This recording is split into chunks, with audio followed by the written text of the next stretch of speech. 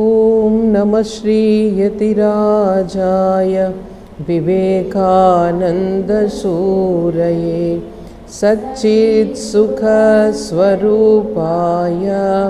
స్వామినే తాపహారిణే. ఈ శ్లోకం అర్థం ఏంటంటే, నమశ్రీ యతిరాజాయ అంటే ఈ సన్యాసులందరిలోనూ కూడా ఆయన కింగ్ అన్నమాట, రాజా, శూర. హీఈస్ వెరీ శూరుడు అంటారు కదా, చాలా తేజోవంతుడు అనమాట. అలాగే తర్వాత సచ్చిత్ సుఖ స్వరూపాయ అంటే ఎప్పుడు ఆయనకి ఎప్పుడు ఇలాగ డల్నెస్, తర్వాత విషాదంగా ఉండడం అట్లాంటివి ఏం లేవు అసలు.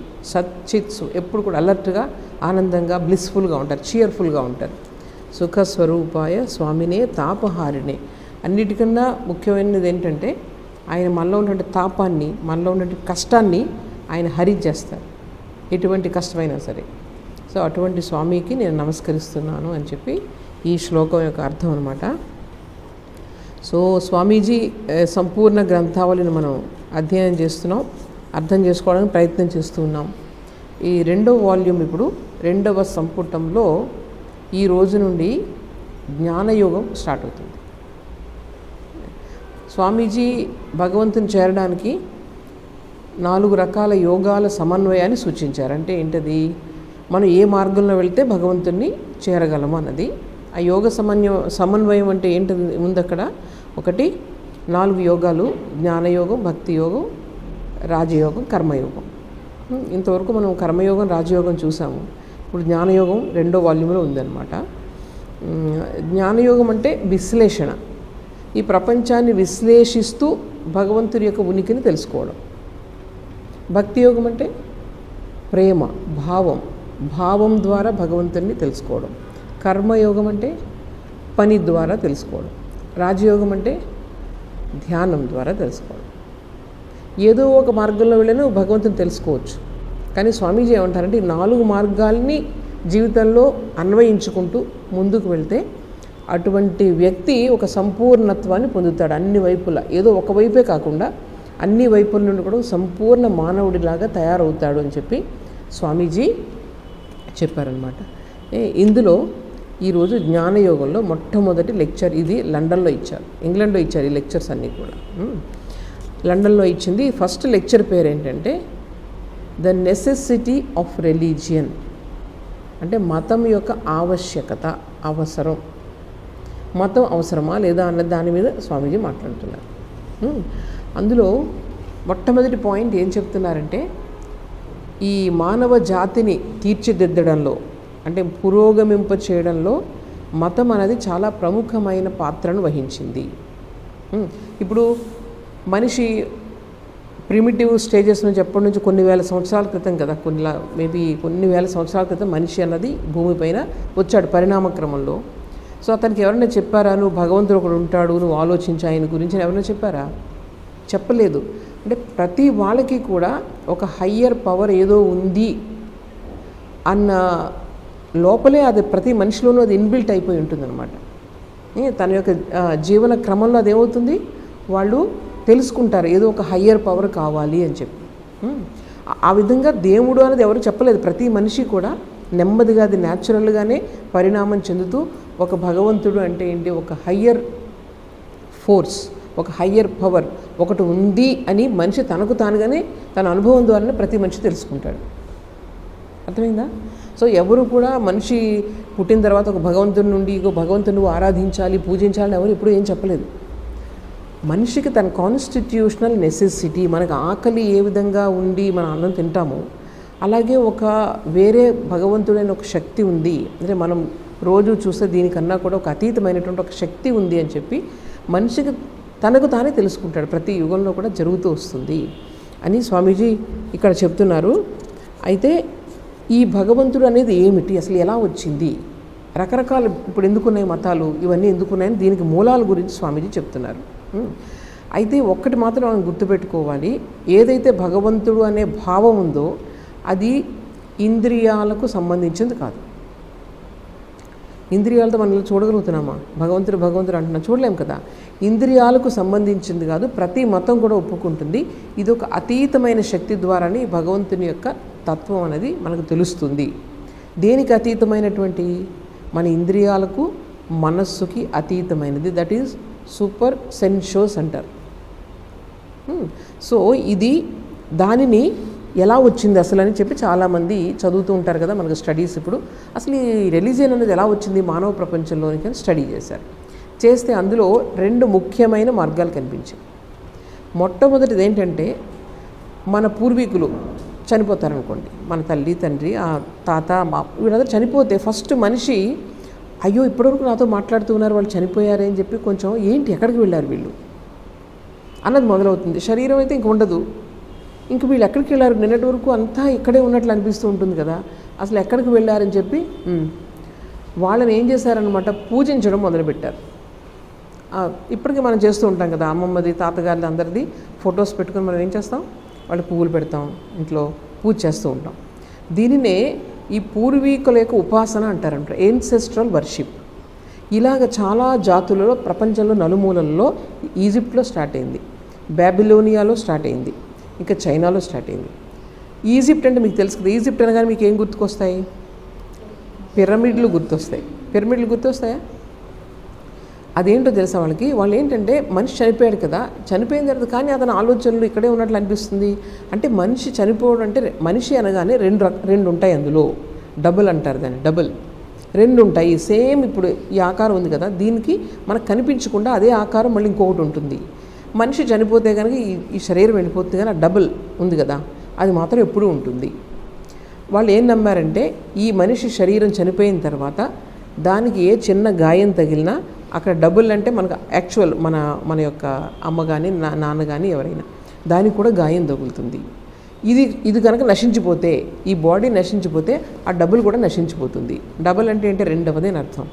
సో దానికి ఆ జంట కూడా నశించిపోతుంది. అందువల్ల వీళ్ళు ఏం చేయడం మొదలుపెట్టారు, దానికి శరీరానికి చనిపోగానే లేపనాలు అవి రాసి దాని చుట్టూ ఎవ్వరూ ఏమీ వెళ్ళకుండా చక్కగా పెద్ద పెద్ద పిరమిడ్లు, అలాగే పిరమిడ్స్ వచ్చేసాయి పెద్ద పెద్ద. ఇదేంది డెడ్ బాడీకి రోజు వాళ్ళు ఏదో లేపనాలు రాస్తారు, అట్లాగే కొన్ని వందల సంవత్సరాలు అలాగే ఉంటుంది అది. అలా ఏంటంటే మన పూర్వీకులకు మనం చేసేది సేవ, ఇదే మన యొక్క వాళ్ళ ప్రేమను చూపించుకోవడం అని చెప్పి వాళ్ళు అలా చేస్తూ ఉండేవారు. సో అది ఏన్సెస్ట్రల్ వర్షిప్ అంటారు దాన్ని, పూర్వీకులను పూజించడం. తర్వాత ఇంకా రెండవది, వీళ్ళు బాబిలోనియన్స్ ఉన్నారు. బాబిలోనియన్ ఇంకొక కంట్రీ, అక్కడ వాళ్ళు ఏం చేశారన్నమాట, వీళ్ళు కూడా డబుల్ 2 ఉంటాయి. మనిషి కనిపించేది ఒకటి, కనిపించేది ఒకటి, 2 ఉంటాయి. చనిపోయినప్పుడు కనిపించేది వెళ్ళిపోతుంది, కనిపించినది అలాగే ఉంటుంది అని చెప్పి బాబిలోనియన్స్ వాళ్ళు ఏంటంటే, ఆ కనిపించినది ఏదైతే ఉందో మనల్ని భయపెడుతూ ఉంటుంది. అంటే ఇంతవరకు మన తల్లి తండ్రి అంటే మన ప్రేమగా ఉంటారు కదా, చనిపోతే ఇంక వాళ్ళు మన మీద ఆ ప్రేమ అవన్నీ మర్చిపోతారట వాళ్ళు. అంటే ఇప్పుడు మనం ఇక్కడ దయ్యాలు భూతాలు అంటాం కదా, ఆ టైప్లో అనమాట.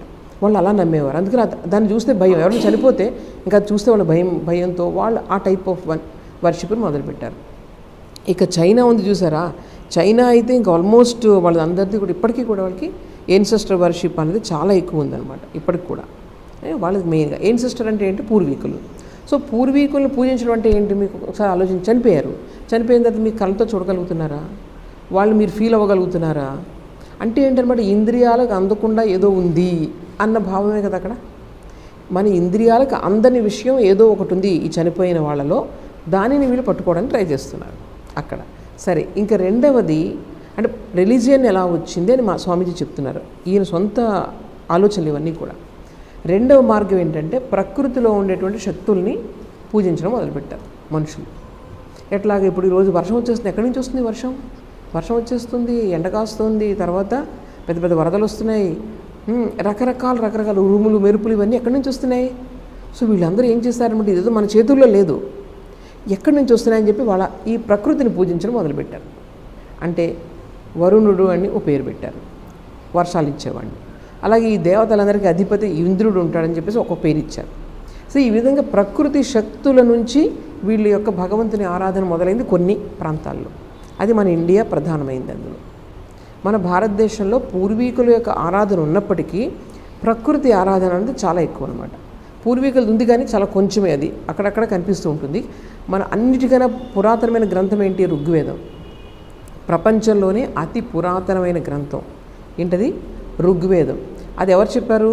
వాళ్ళే చెప్పారు, వెస్టర్నర్సే చెప్పారు, మ్యాక్స్ ముల్లర్ వాళ్ళు చెప్పారు. మొత్తం ప్రపంచంలో గ్రంథం అనేది ఏదైనా ఉంటే ఋగ్వేదం పురాతనమైన గ్రంథం, కొన్ని వేల సంవత్సరాల క్రితం అది. అప్పటికి ఇవేమీ లేవు, ఈ మతాలు ఏమీ లేవు అక్కడ. సో ఆ ఋగ్వేదంలో కూడా ఎక్కడ అంత పురాతన గ్రంథంలో భారతదేశంలో అక్కడ కూడా ఎక్కడ కూడా ఎన్సెస్ట్రల్ వర్షిప్ అనేది లేదు. అంటే పూర్వీకులు పూజించడం అనేది ఎక్కడ కనిపించదు అనమాట. అందువల్ల ఇది మధ్యలో వచ్చింది అది. కానీ అసలు వీళ్ళందరూ కూడా ప్రకృతి ఆరాధకులు. వేదాల్లో ఇవన్నీ ఇంద్ర, వరుణ, అగ్ని ఇవన్నీ మాటలు కనిపిస్తూ ఉంటాయి అన్నమాట. అంటే ప్రకృతి ఆరాధకులు అంటే ప్రకృతిలో ఉండే శక్తులకి వాళ్ళు ఒక ఆకారాన్ని కల్పించుకొని వాటిని పూజించడం మొదలుపెట్టారు. సో ఆ విధంగా అది మొదలైంది, రిలీజియన్ మొదలైంది. ఈ రెండిట్లో కామన్, రెండు కూడా వేరు అసలు దానికి దీనికి సంబంధం లేదు. కానీ స్వామీజీ రెండింటిని కలపడం, ఎప్పుడు స్వామీజీ కలపడానికి ప్రయత్నం చేస్తూ ఉంటారు డిఫరెంట్ భావాల్ని. అక్కడ ఏం చెప్తున్నారంటే Swamiji, struggle to transcend the limitation of the senses is religion. Religion అంటే ఏంటనమాట, ఈ ఇంద్రియాలను అధిగమించాలి, దానికి మనం చేసే పోరాటమే మతం అని చెప్తున్నారు. ఇంద్రియాలను ఎదిరించ, దాన్ని బట్టి మీకు ఏమర్థమేం చెప్పండి? ఇంద్రియాతీతమైనటువంటి ఒక దేనినో తెలుసుకోవడానికి చేసే ప్రయత్నం కానీ పోరాటమే రిలీజియన్ అంటున్నారు. అంటే ఇందులో మన పూర్వీకులను ఆరాధించినప్పటికీ, ప్రకృతిని ఆరాధించినప్పటికీ అక్కడ ఏం చేస్తున్నారు? ఏదో తెలియని శక్తి ఉంది, నేను చూడలేకపోతున్నాను, వెళ్ళలేకపోతున్నాను, తెలుసుకోలేకపోతున్నాను, కానీ ఏదో శక్తి ఉంది అన్న నమ్మకమే కదా. సో రెండిటికి కారణం ఏంటంటే మనకు కేవలం చూసేదే ప్రపంచం కాదు, దీనికి అతీతమైనది ఏదో ఉంది అని ఆలోచన ప్రతి మనిషికి కూడా వస్తుంది జీవితంలో. దాని నుంచి ఈ మతాలన్నీ కూడా పుట్టుకొచ్చాయి అని చెప్తున్నారు. ఓకేనా? సో ఇక్కడ ఒకటి. ఇంకా తర్వాత ఇంకొకటి ఏంటంటే, మనం రోజు కళలు వస్తూ ఉంటాయి కదా మనకి. ఈ కళలు అన్నదానికి ఒక క్లూ అనమాట. రిలీజియన్కి ఒక క్లూ అంటారు స్వామీజీ. చూడండి ఎలా స్టడీ చేస్తారో, మన పూర్వీకులు చెప్పింది ఇది. రోజు కళ వస్తుంది మనకి. కళ వచ్చిన తర్వాత మళ్ళీ లేస్తాము, అదంతా ఏంటో ఎక్కడి నుంచి వచ్చిందో మనకు అర్థం కాదు. కానీ ఒక మనిషికి కదా కళ వచ్చేది. కళ వస్తున్నప్పుడు నీకు తెలియదు, కానీ కళ అయిపోయిన తర్వాత ఇదేంటి ఏదో వచ్చింది, ఏదో గుర్తుకొస్తూ ఉంటుంది, ఎక్కడెక్కడో కలిపి ఏదో కళ వస్తుంది. అప్పుడు కానీ ఒకే మనిషికి వస్తుందా లేదా అంటే ఏంటనమాట, నువ్వు కళలో ఉన్నప్పుడు నీకు తెలియదు, బయటకు వచ్చిన తర్వాత ఒకటి ఉంది అని తెలుస్తుంది కదా. అట్లాగే మనం జీవించి ఉన్నప్పుడు వీటికి తెలీదు, జీవించి ఉన్నప్పుడు ఏమీ తెలియదు, కానీ తరువాత కూడా ఏదైనా ఉండొచ్చు కదా ఇంద్రియాలకు అతీతంగా. ఈ మరణించిన తర్వాత కూడా ఏదైనా మనకు ఉండొచ్చు కదా, ఒక ఎగ్జిస్టెన్స్ ఉండొచ్చు కదా అన్నది వీళ్ళకి రావడం మొదలైందనమాట. అంటే డ్రీమ్ స్టేట్ని బట్టి మనం తెలుసుకోవచ్చు. ఏ విధంగా అయితే కళలో మనకు తెలియదు, కానీ కళ నుంచి బయటకు వచ్చిన తర్వాత ఎలా తెలుస్తుందో, అలాగే మరణించిన తర్వాత కూడా ఒక ఎగ్జిస్టెన్స్ ఉండొచ్చు అన్నది ఒక క్లూ కింద వాళ్ళు ఈ డ్రీమ్ స్టేట్ని తీసుకొని వాళ్ళు ఈ ధర్మం గురించి, మతం గురించి ఎట్లా వచ్చింది, ప్రపంచంలో అసలు మనుషులకి మతం అన్నది ఎలా వచ్చింది అన్న దాని మీద స్వామీజీ రకరకాల క్లూస్ చెప్తున్నారనమాట. అయితే చూడండి, ఇక్కడ కేవలం చూడండి, డ్రీమ్ ప్రతి వాళ్ళకి అనుభవం. మనకు రోజు డ్రీమ్స్ వస్తూ ఉంటాయి, మనం అబ్జర్వ్ చేస్తే కనుక. మన నుంచే వస్తుంది డ్రీమ్, ఎక్కడి నుంచో రాదు, మన నుంచే డ్రీమ్ వస్తుంది, అవునా కదా. ఎక్కడెక్కడికో వెళ్ళిపోతాం డ్రీమ్స్లో. సో ఇవన్నీ కూడా స్టడీ చేశారు, ఈ మిస్టరీ ఏంటి అన్నది. అయితే ఇంకా ఎవరైతే కేవలం డ్రీమ్ స్టడీ చేయడం కాకుండా నీ మనసుని ఎవరైతే ఇంకా బాగా శోధిస్తారో, లోపలికి మనసుని అర్థం చేసుకోవడానికి ప్రయత్నం చేస్తారో, అటువంటి వాళ్ళు ఏంటంటే వాళ్ళకి అర్థమవుతుంది కేవలం ఈ జాగృత అవస్థ అంటే ఏంటి, ఈ ఇంద్రియాలతోనూ మనస్సుతోనూ మనం అనుభవిస్తున్న ఈ ప్రపంచం, అలాగే స్వప్న అంటే మన డ్రీమ్స్లో కూడా ఒక డిఫరెంట్ వరల్డ్ ఉంది, అవునా కదా. సో ఇవి రెండూ కాకుండా ఇంక వేరే స్టేట్ ఉంది అన్నది అర్థమవుతుంది ఎవరికి, ఎవరైతే డీప్గా ఆలోచించారో. కేవలం ఇదే ప్రపంచం అనుకున్నాడు, ఇక్కడే మనము అన్ని రకాలు స్ట్రగుల్స్ అని అనుకుంటాం, కానీ దీని వెనుక ఇంకా ఏదో ఉంది అని ఎవరికి తెలుస్తుంది, ఎవరైతే వాళ్ళ మనసుని డీప్గా స్టడీ చేశారో. స్టడీ కాదు, అది మెడిటేషన్ ఓన్లీ. ఎవరైతే చేశారో అప్పుడు ఆ మనసులో నుంచి ఒక సూపర్ న్యాచురల్ అంటే డీప్ అయ్యే కొద్ది meditation, then you will understand there is something super natural. Super natural అనకూడదు, సూపర్ సెన్షువస్ అంటే ఇంద్రియాలకు అందరిది ఏదో ఉంది అక్కడ. అటువంటి స్టేట్స్ని చాలామంది ఈ ప్రపంచంలో అనుభవించారు. ఎలాగ నువ్వు అది ఉంది అటువంటి స్టేట్ అనడానికి తార్కాణం ఏంటంటే, చాలామంది మనుషులు ప్రతి మతంలోనూ కూడా ఎవరైతే డీప్గా భగవంతుని గురించి, తత్వం గురించి ఆలోచించారో వాళ్ళు ఈ ఇంద్రియాతీతమైనటువంటి స్థితికి వాళ్ళు వస్తారు. అది రిలీజియన్ అంటే యాక్చువల్గా. ఒక్కసారి దాన్ని టచ్ చేస్తే మనం ఇంక మన మధ్య పోరాటాలు, స్ట్రగుల్స్, దెబ్బలాట్లు ఉండవు అసలు. ఈ పైన ఈ కొట్టుకునే వాళ్ళు, ఈ తిట్టుకునే వాళ్ళు వీళ్ళందరూ ఏంటంటే సూపర్ఫిషియల్, వాళ్ళకి ఏం తెలియదు ఇది తప్ప. ఎవరైతే దానిని ఇంద్రియాతీతమైనటువంటి ఆ వస్తువుని అనుభూతి చెందారో వాళ్ళనే మనం సెయింట్స్ అంటాం, గొప్పవాళ్ళు అంటాం. వాళ్ళు ఎప్పుడూ కొట్టుకోలేదు, ఎందుకంటే వాళ్ళకి తెలుసు అనుభూతి అనేది అందరికీ ఒకేలా ఉంటుంది. ఒకరికి ఒకలాగా మానవ యొక్క అనుభూతి అందరికీ ఒకే రకంగా ఉంటుంది. అందుకని ఆ స్టేజ్లో ఉన్న వాళ్ళు ఎప్పుడు కూడా కొట్టుకోరు. సో ఇక్కడ ఏం చెప్తున్నారనమాట, మొత్తం ఎవరైతే రకరకాల మతాలు అంటే సాంప్రదాయాలు వచ్చాయి కదా ప్రపంచంలో, ఎవరైతే వాటిని ఈ ప్రాఫిట్స్ కానీ వీళ్ళందరూ ఉన్నారు ప్రవక్తలు, వాళ్ళందరూ కూడా ఇటువంటి స్టేట్స్కి వెళ్ళిన వాళ్ళు. వెళ్ళిన తర్వాత వాళ్ళు టచ్ చేసినటువంటి సత్యాలు వాళ్ళు తెలియజేశారు. అది ఎలా ఉంటుందంటే అక్కడ మైండ్ పనిచేయదు, సెన్సెస్ పనిచేయదు, మీరు ఇలాగే ఉంటారు, చూస్తూనే ఉంటారు, అన్ని చేస్తూ ఉంటారు, కానీ but they are connected with different world. అది ఆ స్టేట్ అంటే ఇంటెన్స్లీ అలర్ట్. బట్ ఈ స్వామీజీ వాళ్ళందరూ కూడా ఆ స్టేట్స్ని వాళ్ళు చేశారు కాబట్టి ఎన్ని ఎగ్జాంపుల్స్ ఉన్నాయి స్వామీజీ లైఫ్లో అల్మోరాలో ఎక్కడెక్కడికో వెళ్ళిపోయి స్వామీజీ అక్కడ చాలామంది చూసి ఆయన్ని చెప్పనమాట, కంప్లీట్గా days together he was in that state, అంటే డెన్స్ ఫారెస్ట్లో ఆ ప్లేస్లు ఇప్పటికి కూడా ఉన్నాయి. సో వాళ్ళు ఏంటంటే ఇంకా అసలు ఏం పట్టదు, అసలు ప్రపంచమే తెలియదు వాళ్ళకి, అటువంటి స్టేట్స్లోకి వాళ్ళు వెళ్తారనమాట. అది వెళ్ళడం వల్ల అక్కడ అది డ్రీమ్ స్టేట్ కాదు, అలాగని చెప్పి వేకింగ్ స్టేట్ కాదు, కానీ చాలా ఇంటెన్స్గా ఉంటుంది, ఎక్స్పీరియన్స్ కూడా చాలా క్లియర్గా ఉంటుంది. స్వామీజీకి ఒకసారి ఈ శ్రీరామకృష్ణ చెప్తారనమాట, ఈ భగవంతుని దర్శనం చేసుకోవడం ఎలాగని అడిగితే కనుక ఆయన ఏమంటారంటే, తప్పకుండా చేసుకోవచ్చు భగవంతుని, దానికోసం ఎంతో వ్యాకులత కావాలి. మనం ఏంటంటే ప్రపంచంలో ఉన్న వస్తువుల గురించి వాటి గురించి ఎంతో వ్యాకులు పడుతూ ఉంటాం, ఇది కావాలి అది కావాలని చెప్పేసి. అంత వ్యాకులత భగవంతుడి గురించి ఉంటే ఇప్పుడే నీకు దర్శనం కలుగుతుందంటే ఎవరు ఎదురుగా వచ్చి నుంచుంటారని కాదు, లోపల నీ అవేర్నెస్ అనేది కంప్లీట్గా ఎక్స్పాండ్ అయిపోతుంది అనమాట. నువ్వు ఇంతవరకు ఈ బాడీయే నేను అనుకుంటున్నాను, ఈ బాడీతో వచ్చే ఐడెంటిటీస్ అని నేను ఈ కులం ఈ మతం అనుకుంటున్నాను, కానీ ఎప్పుడైతే రియలైజేషన్ కలిగిందో your borders will completely shake off, మొత్తం ఎక్స్పాండ్ అవుతుంది అనమాట నీ మనసు, మొత్తం నీ కాన్షియస్నెస్ అన్నది. సో అది రియలైజేషన్ అంటే. అప్పుడు శ్రీరామకృష్ణ స్వామీజీకి ఏం చెప్తారంటే, భగవంతుని చూడొచ్చు, ఎలాంటి వాళ్ళైనా చూడొచ్చు, ప్రతి వాళ్ళు చూడొచ్చు, కానీ దానికోసం అది కావాలి అని కోరుకోవాలి. ఎంతటి కోరిక ఉండాలంటే, ఒక మంచి భర్త పైన భార్యకి ఎంత ప్రేమ ఉంటుందో, అలాగే ఒక తన యొక్క కొడుకు కానీ కూతురు పైన కానీ ఒక తల్లికి ఎంత ప్రేమ ఉంటుందో, అలాగే ఒక లోభికి ధనం పైన ఎంత ప్రేమ ఉంటుందో, ఆ 3 ప్రేమలు కలిపి భగవంతుని పైన చూపిస్తే నెక్స్ట్ నీకు అనుభూతి కలుగుతుందని చెప్తారు. అండ్ స్వామీజీకి ఒక మాట చెప్తారు, ఇప్పుడు నేను చూస్తున్నాను కదా, నా ఎదురుగా మనం చూస్తున్నాను, దీనికన్నా స్పష్టంగా నువ్వు చూస్తావు భగవంతుని. అంటే ఏంటి చూడండి, ఇంద్రియాలకి లిమిటేషన్స్ ఉంటాయి. ఇప్పుడు నా విజన్ ఒకలా ఉంది, నీ విజన్ ఒకలాగా ఉంది, నేను చూస్తున్నాను కదా, ఆ విజన్ ఇంద్రియాలకు లిమిటేషన్స్ ఉంటాయి, కానీ అక్కడ ఇంద్రియాలు కాదు కదా, డైరెక్ట్ పర్సెప్షన్ అంటారు దాన్ని, ఆ ప్రత్యక్షంగా నువ్వు భగవంతుని యొక్క తత్వాన్ని నువ్వు గ్రహించగలుగుతావు. అందుకని ఇంకా దాన్ని సెకండ్ థాట్ లేదనమాట. ఒకసారి రియలైజేషన్ వచ్చిందంటే మనుషులు ఒక ఆనంద సాగర్లో మునిగిపోతారనమాట. సో అది ఇక్కడ స్వామీజీ చెప్తున్నారు. వీళ్ళందరూ కూడా ఈ వేదిక్ ట్రూత్స్ ఎవరైతే ఉపనిషత్తుల్లో మనకు ఋషులు వీళ్ళందరూ కొన్ని 10,000 సంవత్సరాల క్రితం ఆల్మోస్ట్ వీళ్ళందరూ కూడా కేవలం మెడిటేషన్ ద్వారా వాళ్ళు ఈ ట్రూత్స్కి కనుక్కున్నారనమాట. అందుకనే వాళ్ళకి డబ్బులు ఆస్తులు అంతస్తులు ఏం లేవు. వాళ్ళు ఎక్కడ అడవుల్లో ఉండేవాళ్ళు, చిన్న చిన్న గుడిసెలు వేసుకొని. ఎందుకంటే వీటి ద్వారా వచ్చే ఆనందం కన్నా ఈ లోపల మనం ఆ భగవత్ తత్వంలో మునిగిపోవడంలో వచ్చే ఆనందం కొన్ని 100 రెట్లు ఎక్కువ ఉంటుంది. అందుకని వాళ్ళకి ఏ అవసరం లేదు. మనకు అది లోపల ఆనందం లేదు కాబట్టి బయట అన్నిటి మీద డిపెండ్ అవుతూ ఉంటాం మనం. సో ఇది చెప్తున్నారు. ప్రతి దాంట్లో కూడా ఇక్కడ చూడండి, చాలా ఇంపార్టెంట్ ఏంటంటే ప్రతి మతంలో కూడా ఈ విధంగా ఒక సూపర్ కాన్షియస్ ఆర్ సూపర్ సెన్షువస్ ఆ స్టేట్ ఒకటి ఉంది. ఆ స్టేట్ ప్రతి వాళ్ళు కూడా అనుభవించిన తర్వాత వాళ్ళు బయటకు వచ్చి అవన్నీ కూడా ఆ ట్రూత్స్ని డిక్లేర్ చేస్తున్నారు. మీరు కొంతమంది ఒక్కొక్క పేరుతో పిలుస్తున్నారు. ఆ పేర్లు డిఫరెంట్ కావచ్చు, కానీ అది స్టేట్ అన్నది ఒకటే. అలాగే బుద్ధిజం వాళ్ళు ఆ దేవుడు ఉన్నాడు అట్లా ఏం నమ్మరు. వాళ్ళు నైతికత దాని మీద ఎక్కువ నమ్ముతారు. అంతేకాని దేవుడు ఉన్నాడని చెప్పి చెడ్డ పనులు చేస్తూ ఉంటే దానివల్ల లాభం ఉంది. కావాల్సింది ఏం కావాలి? నీతి, ప్రేమ, దయ ఇలాంటివి కావాలి. కేవలం చూడండి, మనిషి నేను అంత మతం అని చెప్పుకుంటాను, కానీ నేను చేసేవన్నీ క్రూరమైన పనులు చేస్తున్నాను అనుకోండి, అది ఎలాగా నేను ఒక భగవంతుని నేను అని ఎలా చెప్పగలుగుతాను? నువ్వు చేసే పనుల ద్వారా నీకు తెలిసిన భగవంతుని యొక్క పరిచయం కావాలి.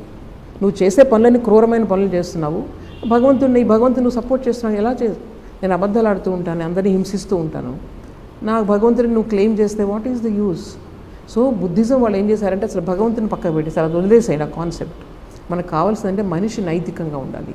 సో వాళ్ళు ఏమంటారంటే ఇటర్నల్ మోరల్ లా అంటారు. మనం దేన్నైతే గాడ్ అంటామో, వేరే రిలీజియన్స్ వేరేది ఏదో అంటూ ఉంటాయో దానినే బుద్ధిస్ట్ ఏమంటారు? ఇటర్నల్ లా. ఇక చూడండి స్వామీజీ యొక్క గొప్పతనం, అన్ని సాంప్రదాయాలు ప్రపంచంలో ఏవైతే ఉన్నాయో అన్ని మతాలు సాంప్రదాయాలు అన్నిట్లో ఉన్నటువంటి యాక్చువల్ ఎసెన్స్ ఏంటి, అందరూ కలిసిమెలిసి ఉండాలి అన్నది దాంతో అన్నిట్లోనూ పాయింట్స్ స్వామీజీ ఇక్కడ తీసుకొస్తున్నారు. సో ఇప్పుడు ఏమవుతుందన్నమాట, ఇటువంటి మనిషి ఎవరైతే అంతర్ముఖం అవుతాడో అటువంటి మనిషి నెమ్మదిగా అటువంటి తత్వాలకి వాటి యొక్క పరిచయానికి వస్తాడు. ఏంటో సూపర్ న్యాచురల్. మనం అంటాం కదా చాలామందికి వాళ్ళు చాలా భావంలో ఉన్నారు, అసలు కళ్ళు చూస్తూనే ఉంటారు కానీ ప్రపంచం బయటకు చూడరు వాళ్ళు. సో అటువంటి వాళ్ళు అదే అసలు ఏ రిలీజియన్ కన్నా అదే బేసిస్ అనమాట. సో మీరు రిలీజియస్గా ఉంటున్నాము అంటే మీరు కూడా అటువంటి ఇంద్రియాతీత శక్తితో సంపర్కం పెట్టుకోవాలి. అంతే తప్ప ఊరికే నేను జస్ట్ నేను పెట్టుకుని పైన నా వేషధారణ బట్టి లేకపోతే నా అలవాట్లను బట్టి నేను చేసే పూజలను బట్టి నేను వెళ్ళి అది కాదు మీ రిలీజియన్ డిఫైన్ చేసేది. రిలీజియన్ డిఫైన్ చేసేది మీరు ఎంతవరకు ఒక ఇంద్రియాతీతమైనటువంటి వస్తువుతో అనుసంధానంలో ఉన్నారు అన్నది రిలీజియన్ని డిఫైన్ చేస్తుంది అని చెప్తున్నారు. ఇప్పుడు ఇలా గొప్ప గొప్ప వాళ్ళందరూ వచ్చి ప్రవక్తలు వచ్చి మనకు కొన్ని చెప్పారు, మనం ఫాలో అవుతున్నాం. కానీ స్వామీజీ ఏమంటారంటే ఇప్పుడు ఎవరైనా వచ్చి చెప్పొచ్చు కదా, అది ఎవరైనా వచ్చి ఏదో ఒకటి చెప్పేసి నాది ఫాలో అవ్వండి చెప్తే దానికి టెస్ట్ ఏంటి మరి? సో ఏదైతే వాళ్ళు చెప్తున్నారో గొప్పవాళ్ళు అది మన హేతుబద్ధంగా ఉండాలి, హేతువుకు దగ్గరగా ఉండాలి. అందుకని మనం టెస్ట్ చేయాలి. ఇప్పుడు కృష్ణుడు వచ్చి ఒకటి చెప్పాడు, ఆయన ఏదో చెప్పాడని చెప్పి అన్నీ నమ్మని చెప్పట్లేదు. స్వామీజీ ఏం చెప్తున్నారంటే వచ్చారని వాళ్ళు నువ్వు టెస్ట్ చేయి, నీ లైఫ్లో నువ్వు రీజన్ అవుట్ చేయి, దాన్ని రీజన్ అవుట్ చేసి అది కరెక్ట్గా నీకు అప్లై అవుతుందో లేదో చూసుకొని అప్పుడు నువ్వు దాన్ని నమ్ముకు తప్ప ఉన్నవన్నీ కూడా నమ్మాల్సిన అవసరం లేదు. ఆ ఫ్రీడమ్ మనిషికి ఉండాలి అని స్వామీజీ చెప్తున్నారు. సో ఇవన్నీ కూడా నిజమా కాదా అన్నది ఎలా తెలుస్తుందన్నమాట. అవన్నీ కూడా మన యొక్క రీజనింగ్ టెస్ట్కి మన ఎక్స్పీరియన్స్ మనం కూడా ప్రాక్టీస్ చేసి అది ఎక్స్పీరియన్స్ చేయగలుగుతున్నామా లేదా అని టెస్ట్ చేసుకుని మీరు నమ్మచ్చు. అంతే తప్ప చెప్పిందంతా గుడ్డిగా నమ్మాల్సిన అవసరం లేదు అని చెప్తున్నారు. తర్వాత దీన్ని ఏమంటున్నారంటే రకరకాల పేర్లతో పిలుస్తున్నారు. కానీ ఈ మొత్తం ప్రపంచం వెనక అంతా ఉన్నది కూడా ఒక శక్తి, ఒక భగవంతుడు అనే శక్తి ఉంది అని ప్రతి వాళ్ళు నమ్ముతున్నారు లేదా? ప్రతి రిలీజియన్ నమ్ముతున్నారా లేదా? సో దానికి డిఫరెంట్ పేర్లు పెట్టుకుంటున్నారు. దాన్ని అబ్స్ట్రాక్టెడ్ ప్రెజెన్స్ అంటారు, ఆమ్నీ ప్రెజెంట్ బీయింగ్ అంటారు, లేకపోతే గాడ్ అంటారు కొంతమంది మోరల్ లా అంటారు. ఇలాగ రకరకాలు కానీ ఒకే వస్తువు ఈ ప్రపంచానంతరికి కూడా ఆధారము, అదే నడిపిస్తుంది అని ప్రతి మతం కూడా నమ్ముతుంది. కేవలం పేర్లు మాత్రమే డిఫరెంట్. ఆ పేర్ల గురించి పద్ధతుల గురించి పెట్టి మనం కొట్టుకుంటున్నాం ఇప్పుడు.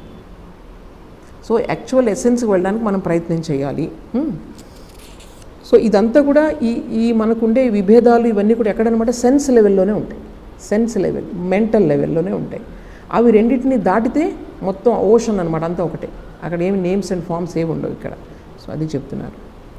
తర్వాత ఇంకొకటి ఏంటంటే ఈ ప్రపంచంలో మనం ఒక ఆదర్శాన్ని తీసుకుంటాం. కంప్లీట్గా అన్ని పర్ఫెక్ట్గా ఉన్నటువంటి మనిషి ఎవరు లేరు. ఒక మనిషిగా వచ్చిన తర్వాత ఏదో ఒక చిన్న డిఫెక్ట్ కనిపిస్తుంది నీకు ఎలా చెప్పినా సరే. కానీ మనం ఏం చేయాలంటే ఒక ఆదర్శమైనటువంటి ఒక వ్యక్తి ఉన్నారు అని మనం ఊహించుకొని మనం ముందుకెళ్ళాలి, లేకపోతే మనం ముందుకే వెళ్ళలేము అసలు. సో ఏం చేయాలంటే ఐడియల్ హ్యూమన్ బీయింగ్ అనేది ఎప్పటికీ పాసిబిలిటీ లేదు, కంప్లీట్గా ఐడియల్ అన్నది. ఎందుకంటే ఒకసారి ఈ దేహంలోకి వచ్చిన తర్వాత ఏవో చిన్నవి మనం చేస్తూ ఉంటాము, కానీ ఒక ఐడియల్ లేకుండా మనం ముందుకు వెళ్ళలేం. కాబట్టి ఒక ఆదర్శమైన దాన్ని మనమే రూపకల్పన చేసుకుని మనం తప్పులు చేస్తున్నప్పుడు వాళ్ళని చూసి ఆదర్శాన్ని చూసి మనం ముందుకు వెళ్ళడానికి మనం ప్రయత్నం చేస్తూ ఉండాలి. సో ప్రతి మనిషికి కూడా ఒక అనంతమైన శక్తి, తర్వాత అనంతమైనటువంటి ఆనందాన్ని ఇచ్చేటువంటి వస్తువు ఒకటి ఉందని ప్రతి మనిషి కూడా నమ్ముతారు. దాన్నే భగవంతుడు అంటాడు. మనకైనా కష్టం వచ్చిందనుకోండి ఏం చేస్తాం మనం? కష్టం వచ్చింది ఏం చేస్తాం? ఆ భగవంతుడు వైపు తిరుగుతాం. ఎవరా భగవంతుడు?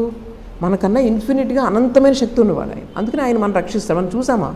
చూడలేదు. కానీ believe that there is some reality which is very powerful than me అన్న ఐడియా ఏం చేస్తుందన్నమాట, మనకి ఆ భగవంతుని పైన మనకి ఆ విశ్వాసం ఉండేలాగా చేస్తుంది. అయితే ఆ శక్తిని ఏదైతే ఉందో దాన్ని మనం కేవలం ఇంద్రియాల ద్వారా మనం గ్రహించలేం. కాబట్టి ఎందుకంటే అది ఏదైతే చూడండి ఇన్ఫినిట్ అంటున్నాం అంటే అనంతం. అనంతాలు చాలా ఉంటాయా, ఒకటే ఉంటుందా? అనంతం అంటే ఎప్పుడూ ఒకటే ఉంటుంది. సో అనంతమైన దానిని చాలా లిమిటెడ్ దాంతో ఎలా మనము చూడగలం? అర్థమైందా? సో అనంతం అవ్వాలంటే మీరు కూడా అనంతం కావాలి. నాకు తెలిసిందే భగవంతుడు అనుకోవడం ఎంత మూఢత్వం కదా మనకు. ఒకసారి ఆలోచించండి. నాకు లిమిటెడ్ మైండ్తో నేను ఆలోచిస్తున్నాను, లేకపోతే ఎవరో ఏదో చెప్పారని నేను నమ్మి దాన్నే ఆలోచిస్తున్నాను. నాదే కరెక్ట్ ఏంటి కరెక్ట్? నువ్వు ఎక్కడ చూసావు? ఎవరో కొట్టుకుంటున్నారు, మా దేవుడే గొప్ప, మా దేవుడే గొప్ప అంటే అప్పుడు ఒక ఆయన వచ్చి, నువ్వు చూసావా మీ దేవుడిని అంటే లేదు చూడలేదు, నువ్వు చూసావు అంటే లేదు చూడలేదు, మరి నువ్వు ఎలా గొప్ప అని చెప్తున్నావు? చూడని దేవుణ్ణి ఎలా, నువ్వు అనుభవించని దానిని ఎలా గొప్ప అని చెప్తున్నావు? జస్ట్ పుస్తకం చూసా? సో ఇవన్నీ కూడా మనం ఆలోచించాలన్నమాట, బ్రాడ్గా ఆలోచించాలని చెప్పి స్వామీజీ చెప్తున్నారు ఇక్కడ.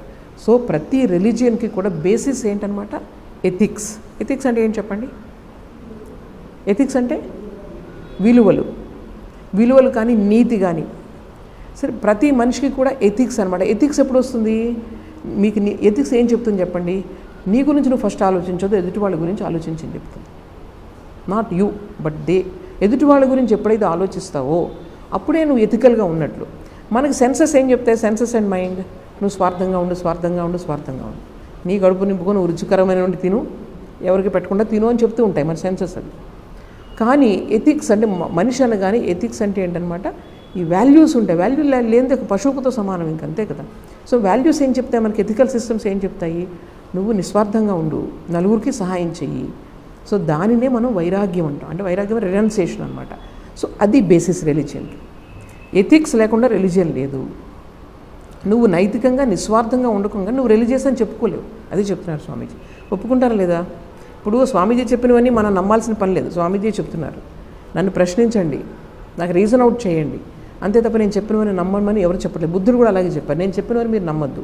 మీ లైఫ్లో మీరు దాన్ని ఎనలైజ్ చేసుకోండి. ఎనలైజ్ చేసుకుని మీరు మీకే వెలుగునిచ్చుకోండి. ఆత్మదీపోభవ అని చెప్తారనమాట. అంత ఫ్రీడమ్ ఉంది.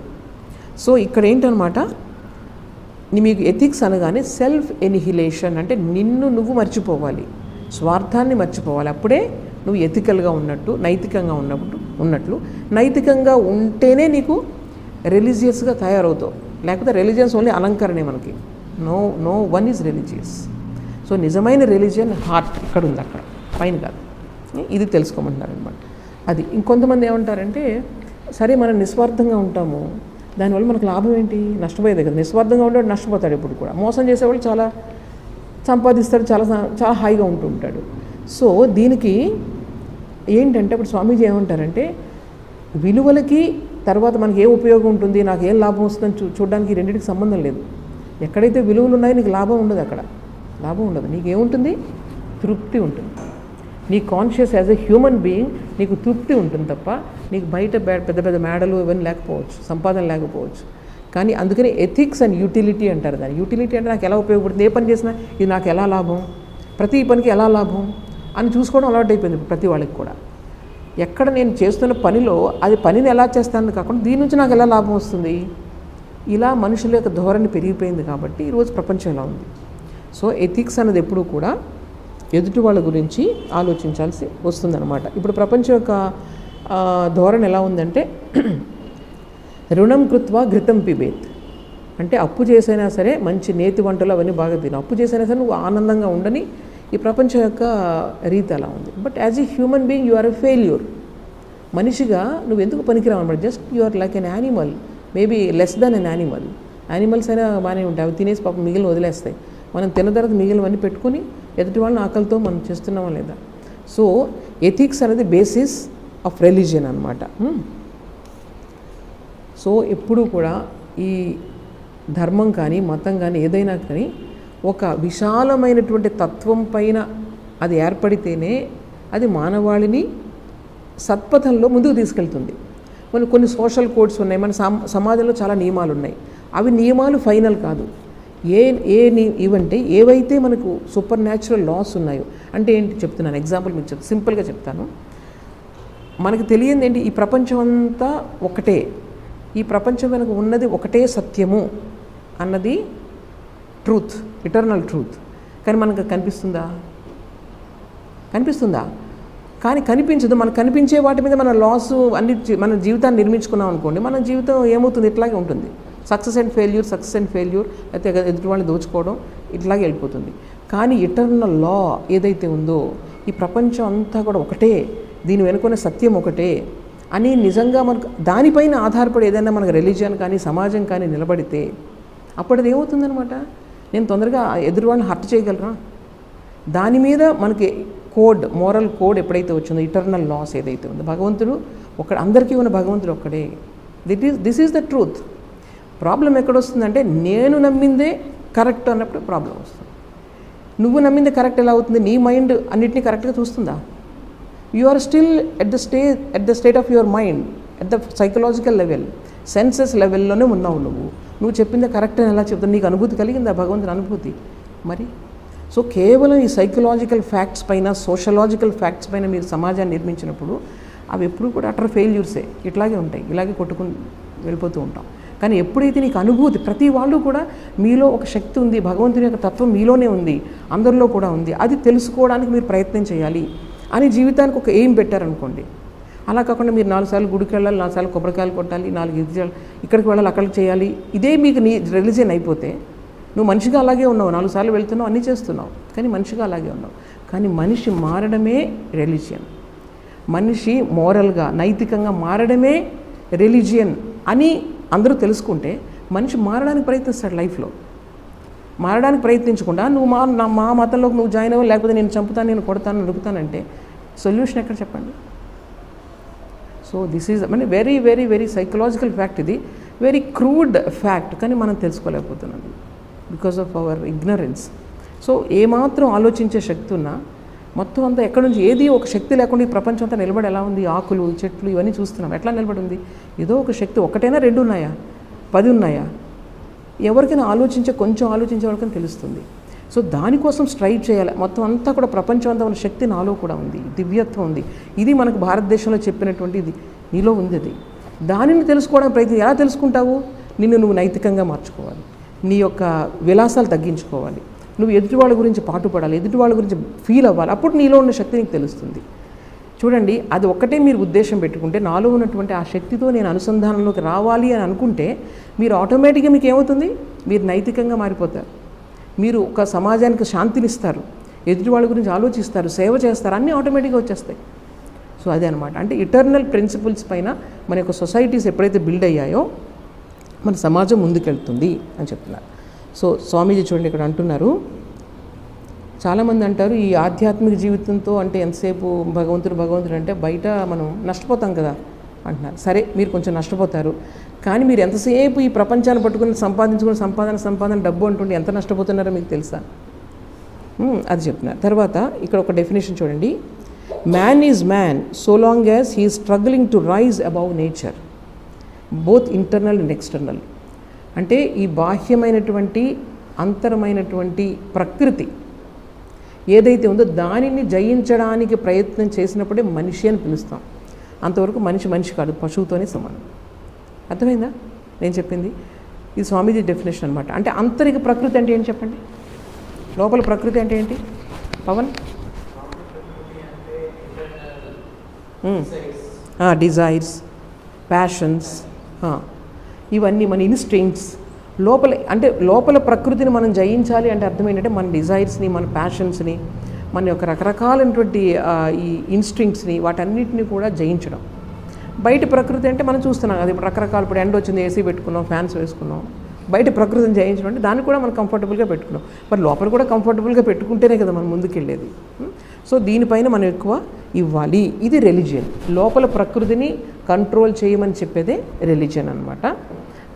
అయితే బయట అదంతా కూడా మనం చూస్తున్నాం, సైంటిఫిక్ డెవలప్మెంట్స్తో మనం బయటంతా మనం చాలా ముందుకే వెళ్తున్నాం. చాలామంది ఏం చేస్తారంటే ఈ ప్రకృతి అంటే బయట బాగా బలం, మంచి డబ్బు ఉంది, అలాంటి వాళ్ళని ఎక్కువ ఆరాధిస్తూ ఉంటారు మనుషులు న్యాచురల్గా, మంచి బలవంతులు. తర్వాత ఇవి చాలా తక్కువ మందే ఇటువంటి రిలీజియస్ ప్రిన్సిపల్స్, నీతి, నిజాయితీ వీటికి వాల్యూస్ ఇచ్చేది ప్రపంచంలో ఎప్పుడు తక్కువ మందే ఉంటారు. అది చెప్తున్నారు స్వామీజీ. అలాగే ఏదైనా సమాజం కానీ, తర్వాత ఒక కంట్రీ కానీ, దేశం కానీ ఒక మంచి అభివృద్ధిలోకి వచ్చాయి అంటే ఏంటంటే అక్కడ ఇటువంటి మహాపురుషులు ఎవరు మహాపురుషులు అంటే ఎవరైతే ఇంద్రియాలని మనస్సును జయించారో అటువంటి మహాపురుషులు ఎక్కడైతే ఎక్కువ మంది పుడతారో అక్కడ సమాజాలు అంతా కూడా ప్రశాంతంగా ఉండగలుగుతారు. అది మనకి హిస్టరీ కూడా చెప్తూ ఉందని చెప్తున్నారు. ఇక్కడ చక్కటి కొన్ని వర్డ్స్ ఉన్నాయి, నేను డైరెక్ట్గా ఇంగ్లీష్లో చదువుతాను, అది మీరు ఒకసారి వినండి. A religion is the greatest and healthiest exercise that the human mind can have. This pursuit of the infinite, this struggle to grasp the infinite, this effort to get beyond the limitations of the senses, out of matter as it were, and to evolve the spiritual man, this striving day and night to make the infinite one with our being. This struggle itself is the grandest and most glorious that man can make. ఎంత మంచి words చూడండి. అంటే అనంతమైనటువంటి ఈ తత్వం ఏదైతే ఉందో, అనంతమైంటే limits ఉండకూడదు, నేను సెల్ఫిష్ ఉండకూడదు అనమాట. అనంతమైనటువంటి ఈ తత్వాన్ని ఈ శరీరంలోనూ ఈ మనసులో నువ్వు ఫీల్ అవ్వగలగడమే దానికోసం చేసే స్ట్రగులే highest struggle in life, grandest struggle అని స్వామీజీ చెప్తున్నారు. అందువల్ల ఇది ఎప్పుడు కూడా మనం రిలీజియస్ అని చెప్పుకోవడానికి ఏంటంటే మనలో మనసు విశాలం కావాలి, అది మనం ఎప్పుడు కూడా గుర్తుపెట్టుకోవాలి. కొంతమందికి అంటే బాగా తిండిలోనే ఆనందం, బాగా వెరైటీస్ ఆఫ్ తిని వాళ్ళకి ఇంకెంతో ఆనందపడుతూ ఉంటారు. మనం వాళ్ళని ఏమనలేము, వాళ్ళ ఇష్టం అది. కొంతమంది ఏం చేస్తారు, మంచిగా బాగా చదువుకోవడం ఇష్టం వాళ్ళకి, దానిలో వాళ్ళకి ఆనందం, వాళ్ళని ఏమనలేము. కానీ కొంతమంది భగవంతుడి పైన ఎక్కువ ఆలోచిస్తూ ఎప్పుడు దాంతోనే గడపాలని చూస్తూ ఉంటారు. మరి వాళ్ళందరూ విమర్శిస్తారు ఎందుకు? ఇప్పుడు తినేవాళ్ళు తినండి, వాళ్ళకి ఇష్టం, అందులో ఆనందం ఉంది వాళ్ళకి. చదివేవాళ్ళు చదువుకుంటారు, అందులో ఆనందం ఉంది. మరి ఎప్పుడు భగవంతుని ధ్యానించడంలో ఆనందం ఎవరైతే పొందుతున్నారో వాళ్ళని చూసి అందరూ విమర్శించకూడదు కదా, అది స్వామీజీ చెప్తున్నారు. సో రిలీజియన్ అన్నది ఏదైనా సరే, మతం అన్నది దానివల్ల ఉపయోగం ఏంటంటే, ఒకటి మొత్తం ఏదైనా సరే లోపల మన భగవంతుడిపైన విశ్వాసం ఉంది అంటే కనుక దాని నుంచి మనకు ఎంతో శక్తి వస్తుంది. ఎవరికైతే భగవంతుడి మీద విశ్వాసం ఉంటుందో వాళ్ళు చాలా ఎప్పుడు పాజిటివ్గా ఉంటారు లైఫ్లో. చూడండి మీరు ఎక్కడైనా సరే అదొకటి వస్తుంది, పాజిటివ్ స్ట్రెంగ్త్ వస్తుంది. ఇంకా రెండవది నీ క్యారెక్టర్ బిల్డప్ అవుతుంది. నీ క్యారెక్టర్ అంటే నీ యొక్క వ్యక్తిత్వం చాలా చక్కగా తయారవుతుంది అనమాట. ఇంకా మూడవది, ఏది మీరు భగవంతుని చేరడమే మీ జీవితంలో ఒక మార్గంగా చేసుకుంటే కనుక ప్రతి మంచి గొప్ప విషయాలన్నీ కూడా మీ దగ్గరకు వస్తాయి అని చెప్తున్నారు స్వామీజీ. ఇంకొకటి నాలుగవది ఏంటంటే, నీకు శాంతి, మనశ్శాంతి కలుగుతుంది, నీ చుట్టూ ఉన్న వాళ్ళకి కూడా మనశ్శాంతి కలుగుతుంది. సో ఇవన్నీ కూడా ఉపయోగాలు అనమాట. దేనివల్ల? ఈ భగవంతుని మార్గంలో ఉండడం వల్ల. భగవంతుని మార్గం అంటే ఏంటి? మళ్ళీ అంతర్ముఖమయ్యి లోపల మనల్ని మనం సరిగా తయారు చేసుకోవడం, భగవంతుడిని నిజంగా తెలుసుకునేలాగా మన మనస్సుని, మనం హృదయాన్ని పవిత్రం చేసుకోవడం, అదనమాట. అందువల్ల లాస్ట్లో ఏం చెప్తున్నారంటే స్వామీజీ, యూనివర్సల్ రిలీజియన్ అంటే విశ్వజనీన మతం. ఇప్పుడు మనకు రకరకాల మతాలు ఉన్నాయి, హిందూయిజం, తర్వాత ఇస్లాం అండ్ క్రిస్టియానిటీ, బుద్ధిజం, రకరకాల మతాలు ఉన్నాయి, మేజర్ రిలీజియన్స్ ఇవన్నీ కూడా. సో వీటన్నిటిలో ఉన్నటువంటి మంచిని తీసుకొని, ఒక్కొక్క మతంలో ఒక్కొక్క మంచి ఉంది. ఒకటే మంచి అని చెప్పగలరా మీరు? దేన్ని చెప్పలేము. మనుషులు కూడా అంతే, ఒక్కరు కంప్లీట్గా మనిషి మంచి అని చెప్పలేము, ఒక్కొక్కళ్ళు ఒక మంచి క్యారెక్టర్ ఉంటుంది. సో ఈ విధంగా మతాల్లో ఉన్నటువంటి అన్ని మంచిని తీసుకొని ఒక యూనివర్సల్ రిలీజియన్ లాగా మనం డెవలప్ చేసుకుంటే మనిషి ముందుకెళ్తాడు. అలా కాకుండా మాది గొప్ప మీది గొప్ప అని కొట్టుకుంటే అధోగతే అనమాట. మొత్తం ఈ పృథివీని కూడా మనం వినాశనం చేసేస్తాం, అణు బాంబులు తయారు చేసేసి. సో ఇది మనం ఆలోచించుకోవాలి. ఎందుకంటే ఈ మతం అసలు నిజంగా అర్థం చేసుకుంటే మానవాళిని ఒక దైవ లెవెల్లోకి తీసుకెళ్లే శక్తి ఉంది మతానికి. కానీ దురదృష్టవశాత్తు ఈ మానవాళికి కలిగిన వినాశనం 80% మతం వల్లే కలుగుతూ ఉంది ఇప్పుడు కూడా. సో అది 100 ఏళ్ల క్రితం చెప్పారు, ఇప్పటికీ పరిస్థితి అట్లాగే ఉంది. సో దాన్ని బట్టి మీరు అర్థం చేసుకోవచ్చు. సో యూనివర్సల్ రిలీజియన్ అంటే ఇక్కడ కూడా చదువుతాం, ఎలా ఉండాలి ఫ్యూచర్లో రిలీజియన్ ఎలా ఉండాలని స్వామీజీ చెప్తున్నారు ఇక్కడ. The time has already come when a man cannot record a thought without it's reaching to all corners of the earth. ఇప్పుడు చూడండి, ఇక్కడ నుంచి ఫోన్ చేస్తే అమెరికాకి వెళ్ళిపోతుంది, ఇది స్వామీజీ అప్పుడే చెప్తున్నారు. ఇప్పుడు ఎలా ఉంటుందంటే భవిష్యత్తులో ఒక మాట ఇక్కడ నేను మాట్లాడితే వేరే వాళ్ళు వినే పరిస్థితి వస్తుంది. ఇప్పుడు బై మియర్లీ ఫిజికల్ మీన్స్ అంటే మన ఫోన్స్ ద్వారా వీటి ద్వారా కాంటాక్ట్ వచ్చేసింది. We have come in to touch with the whole world. So the future religions of the world have to become as universal as white. So ముందుగా ఎలాగైతే ప్రపంచం అంతా వసుదైవ కుటుంబకం ఒకటే అయిపోతుంది కదా, ఇప్పుడు ఫిజికల్గా మనం అందరూ దగ్గర అయిపోతున్నాం. గంటల్లో మనం ఇక్కడ నుంచి అక్కడికి వెళ్ళి ప్రయాణం చేసేస్తున్నాం. సో ఇప్పుడు ఇది కూడా రిలీజియన్స్ కూడా ఏం చేయాలన్నమాట, విశ్వజనీనంగా అన్నిటిని బ్రాడ్ అవ్వాలి, అందరిని ఇంక్లూడ్ చేసుకొని ముందుకెళ్ళాలి అని చెప్తున్నారు స్వామీజీ అప్పుడే. The religious ideals of the future must embrace all that exist in the world and is good and great and at the same time have infinite scope for future development. So ముందుగా భవిష్యత్తులో వచ్చే మతం ఎలా ఉండాలంటే అన్ని మతాల్లో ఉన్నటువంటి మంచిని గ్రహించి ముందుకు వెళ్ళగలగాలి. అంతేకాదు ఇంకా భవిష్యత్తులో వచ్చే రకరకాల సంప్రదాయాలు రావచ్చు చరిత్రలో, వాటన్నిటినీ కూడా అందులో కలుపుకునేలా ఉండాలి. ఇది వచ్చేసి ఇంకో దాన్ని నాశనం చేసాడు, అది వచ్చి ఇంకోటి నాశనం చేయడం కాదు, ఉన్నవాటన్నిటినీ కలుపుకొని ఒకే దాని క్రింద అన్నీ ఈ గొడుగులో నీ మతాన్ని నువ్వు ప్రాక్టీస్ చేసుకో, నీ పద్ధతి నువ్వు ప్రాక్టీస్ చేసుకో, నీ పద్ధతి నువ్వు ప్రాక్టీస్ చేసుకో. అటువంటి ఒక యూనివర్సల్ గొడుగు, అంబ్రెల్లా, షెల్టర్ ఒకటి కావాలి ప్రపంచానికి. అక్కడ విభేదాలు ఉండకూడదు, ఒకరినొకరు అర్థం చేసుకుంటూ ఒకరి నుంచి ఒకరు నేర్చుకుంటూ మనం ముందుకు వెళ్ళాలి అని చెప్తున్నారు ఇక్కడ. All that was good in the past must be preserved. ప్రపంచంలో ఏది ఇంతవరకు మంచి ఉందో దాన్ని అన్నింటినీ కూడా మనం రక్షించుకోవాలి, నాశనం చేయడం కాదు, వీటిని పగలగొట్టేయడం, బాంబులు పేల్చడం, వాటిని పగలగొట్టేయడం కాదు. కావాల్సిన ప్రతి దాన్ని కల్చర్లో ఏ కల్చర్లో ఏది గ్రేట్నెస్ ఉందో దాన్ని మనం ప్రిజర్వ్ చేయాలి. And the doors must be kept open for future editions to the already existing store. ఇప్పటి వరకు ఉన్న మంచి విషయాలకి ఇంకా మంచి విషయాలు ముందు వస్తాయి కదా, వాటికి కూడా ఉంచడానికి ప్లేస్ ఉంచాలి. వాటికి కూడా religions must also be inclusive and not look down with contempt upon one another because their particular ideals of God are different.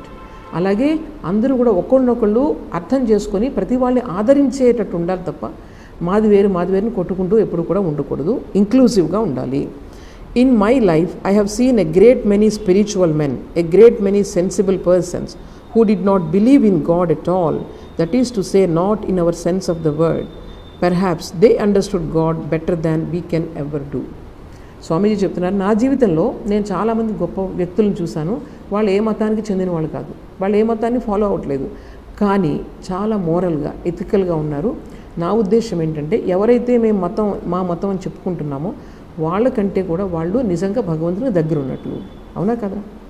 మనం కూడా ఒప్పుకుంటామా లేదా చెప్పండి. నేను పలానా రిలీజియన్ చెప్పి నేను చేసే పనులను తప్పు పనులు చేస్తుంటే అది రిలీజియన్ కాదు. ఎవరైతే మోరల్గా ఉన్నారు, కానీ వాళ్ళు ఎవరు గుడికి వెళ్ళరు, మసీదుకి వెళ్ళరు, చర్చ్కి వెళ్ళరు, వాళ్ళు కానీ మోరల్గా ఉంటారు, నలుగురి పట్ల ఆదరిస్తారు అందరినీ. సో వాళ్ళు రియల్లీ రిలీజియస్ అని చెప్పి స్వామీజీ చెప్తున్నారు. తర్వాత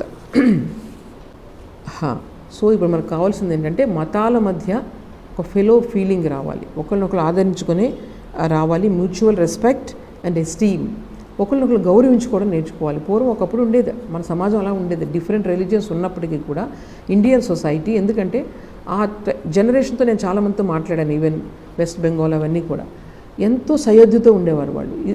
హిందూస్ అండ్ ముస్లిమ్స్, మీకు బెంగాల్లో అక్కడ ఎక్కువ కదా, ఒకళ్ళు పండుగలకు ఒకళ్ళు వెళ్ళడం, వీళ్ళు పిలుచుకోవడం, వాళ్ళు పిలుచుకోవడం, వాళ్ళందరూ చెప్పారు మాకు అసలు తెలియదు.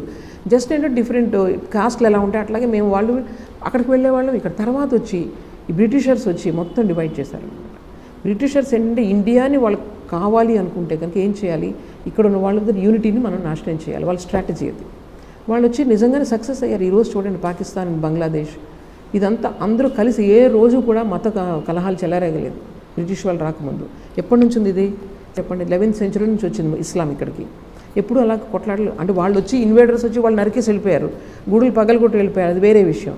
కానీ ఇక్కడ ఎవరైతే కన్వర్ట్ అయ్యారో, ఇక్కడ ఎవరైతే ఎప్పుడు వీళ్ళ మధ్య దెబ్బలాట్లు జరగలేదు, మతపరమైన అల్లర్లు జరగలేదు. అటువంటి స్థానం మనది, ఒకరినొకరు గౌరవించుకోవడం అలవాటు ఇక్కడ మనకి. కానీ బ్రిటిష్ వాళ్ళు వచ్చి మీరు వేరు సోదరి నివేదిత ఎప్పుడో చెప్పారనమాట, మీరు చాలా జాగ్రత్తగా ఉండండి, మిమ్మల్ని వాళ్ళు డివైడ్ అండ్ రూల్, వాళ్ళ రూల్ అది. సో మీరు వేరు అని చెప్పేసి మొత్తం రిలీజియన్ పరంగా దేశాన్ని విభజించి వెళ్ళిపోయారు. అంత పొరపాటు పని జరిగిందనమాట. సో దానివల్ల ఇప్పటికి కూడా మనం ఒక చిన్న ఆర్డినరీ రిలీజియన్ ఈరోజు చూడండి ఎలాగా మనం చూశారు కదా మీరు, ఎంత దారుణమైన ఇది జరుగుతున్నాయి. సో ఇదంతా కూడా మనం అర్థం చేసుకోవాల్సిందంటే at least as citizens of India we have to think little sensibly. అది మనం అర్థం చేసుకొని ఏది హేతుబద్ధంగా ఉంది, ఏది మానవీయంగా ఉంది, అది అర్థం చేసుకొని మనం అంటే ఎవరైతే చూడండి ఒకళ్ళో ఇద్దరే మనల్ని ఇటువంటి తీవ్రవాదం వైపుకి మనల్ని ఎంకరేజ్ చేస్తూ ఉంటారు, ఒకళ్ళో ఇద్దరే ఉంటారు. వాళ్ళ మాటలు మనం తీసుకోకూడదు. ఎక్కడైతే బ్రాడ్ మైండ్ ఉందో, ఎక్కడైతే ప్రేమ శాంతి ఉన్నాయో అటువంటి వ్యక్తులను మనం నమ్మాలి తప్ప అటువంటి ఎవరైతే డివైడ్ చేస్తున్నారో అటువంటి వాళ్ళని ఎప్పుడు కూడా నమ్మకూడదు అన్నమాట. ఏదైతే మనకి అందరినీ బంధాలు అందరినీ కలుపుతుందో అటువంటి ఆదర్శాలను తీసుకోవాలి, అటువంటి వ్యక్తుల్ని మనం నమ్మాలి. ఇది మనం అలవాటు చేసుకోవాలి. సో స్వామీజీ తర్వాత లాస్ట్ పాయింట్ ఏం చెప్తున్నారంటే, ఈ కొత్తగా ఇప్పుడు సైన్స్ అనేది వచ్చింది కదా, ఈ సైన్స్ కూడా మీకు అంటే ఏదైతే రిలీజియన్లో చెప్పారో మెయిన్గా క్రిస్టియానిటీ అక్కడ సైన్స్ డెవలప్ అయింది అక్కడ కాబట్టి, అంటే మోడర్న్ ఏజ్లో యాక్చువల్ సైన్స్ డెవలప్ అయింది ఇక్కడ ఈస్టర్న్ కంట్రీస్లో డెవలప్ అయింది ముందు, కానీ మధ్యలో ఇన్వేషన్స్ వల్ల అంతా కూడా సద్దుమణిగిపోయింది. అక్కడ పాశ్చాత్య దేశాల్లో మోడర్న్ వరల్డ్ ఎప్పుడైతే ఈ సైన్స్ పురోగతి జరిగిందో అప్పుడు అక్కడ బైబిల్లో ఉన్నవన్నీ కాంట్రడిక్ట్ చేస్తూ వస్తున్నాయి అవి స్టేట్మెంట్స్. అక్కడ చెప్పింది ఇక్కడ డిఫరెంట్గా ఉంటుంది. అక్కడేమో ఎవల్యూషన్ గురించి చెప్తుంది, ఇక్కడేమో సడన్గా వచ్చింది ప్రపంచం అని చెప్తుంది. సో రెండు కాంట్రడిక్షన్. సో వాళ్ళు ఏం చేసేవారు, ఈ సైంటిస్ట్ని వాళ్ళందరూ కూడా చంపేసేవారు. ఎందుకంటే బైబిల్లో చెప్పింది మీరు నమ్మట్లేదు కదా, తెలుసు కదా మీకు, ఫ్యాక్ట్ చదవండి, హిస్టరీ చదవండి, చంపేసేవారు. జస్ట్ అందులో ఉన్నట్లు చెప్పలేదని చెప్పి, భూమి గుండ్రంగా ఉందని చెప్తే వాళ్ళని బస్ అయిపోయింది వాళ్ళ పని. సో ఇవన్నీ కూడా కాంట్రడిక్షన్ వస్తూ ఉండేది. స్వామీజీ ఏమంటారంటే సైన్స్ డెవలప్ అయ్యే కొద్దీ కూడా మన రిలీజియన్ కూడా అటువంటి బ్రాడ్ దాని మీద ఎస్టాబ్లిష్ అయ్యి science and religion they should shake hands. So truth అన్నదాన్ని తెలుసుకోవడానికి సైన్స్ ఒక పథంలో వెళ్తుంది, రిలీజియన్ ఒక పథంలో వెళ్తుంది. ఎక్స్టర్నల్ వరల్డ్ అంతా కూడా సైన్స్ చూస్తుంది, ఇంటర్నల్ వరల్డ్ అంతా కూడా రిలీజియన్ స్టడీ చేసి ఈ రెండింటినీ కొహరెన్స్తో ముందుకు తీసుకెళ్ళినప్పుడు మన మానవ జాతి ముందుకెళ్తుంది అని చెప్తున్నారు. So knowledge of the senses, knowledge beyond the senses.